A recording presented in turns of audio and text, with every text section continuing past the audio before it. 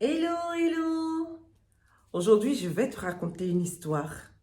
Une histoire que je trouve extraordinaire. D'un mec tout aussi extraordinaire. Philippe Croison a 2 enfants. Et ce jour-là, il monte sur son toit pour réparer l'antenne de sa télévision. Malheureusement, il se prend 2 décharges qui vont le brûler à un point où, à l'hôpital, les médecins sont obligés de l'amputer de ses 4 membres. Quelque temps après, sa femme le quitte, c'est la descente aux enfers. Il nourrit des pensées suicidaires, il est complètement désespéré. Et bien des années plus tard, il se souvient que dans son lit d'hospitalisation, il avait vu un reportage d'une adolescente qui avait rallié à la nage l'Angleterre en partant de la France. Et là, il s'est dit, oh, je veux le faire, je vais le faire. Je veux devenir un symbole du dépassement de soi. Il s'entraîne pendant 2 années et au final, le 18 septembre 2010, il part de l'Angleterre et au bout de plus de 13 heures de nage, il atteint les côtes françaises. Magnifique, n'est-ce pas?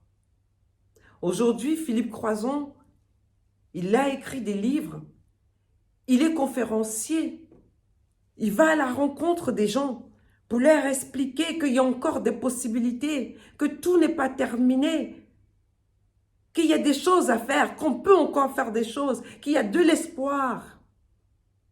Il va pour encourager, soutenir les gens qui sont désespérés. Il a même été invité par Elon Musk pour participer à son programme SpaceX. Tout ça est génial. Et pourquoi je te raconte cette histoire? Parce que peut-être que tu es dans la même situation que Philippe Croison. Peut-être que tu as vécu des drames, un passé douloureux, des relations familiales compliquées. Peut-être que tu as vécu des relations maritales, une relation de couple difficile. Peut-être que ta vie sociale, ta vie professionnelle est complètement alambiquée et qu'aujourd'hui tu te dis qu'il n'y a plus de bonheur possible pour toi. Tu es tellement écorché que tu ne penses plus être capable d'apporter quelque chose aux autres ou que la vie t'apporte encore quelque chose de positif. Si tu es dans cette situation, regarde l'histoire de Philippe Croison et reprends espoir. Cette histoire est celle de Philippe Croison. On a chacun notre histoire. Et la tienne t'est propre. Ton histoire, elle te convient, oui. Même si elle n'est pas belle, mais c'est celle qu'il te faut pour devenir qui tu dois être. Aujourd'hui, donc, je veux t'inviter à la résilience. Je ne suis pas en train de nier que tu as été victime. D'ailleurs, la résilience, ce n'est pas la fin des souffrances.